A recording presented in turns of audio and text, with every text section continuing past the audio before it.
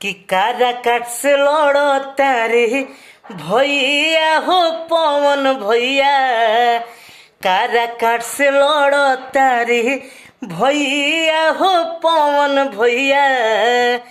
कि अब की भारी मतों से विजयी बनाई, आ नेता नहीं बेटा के लाई। कि अब की भारी मतों से विजयी बनाई, आ नेता नहीं बेटा के लाई।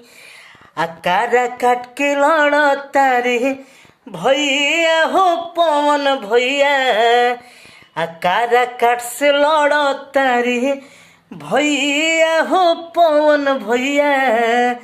कि अब की भारी मतों से विजयी बनाई, आ नेता नहीं बेटा के लाई। अपना छे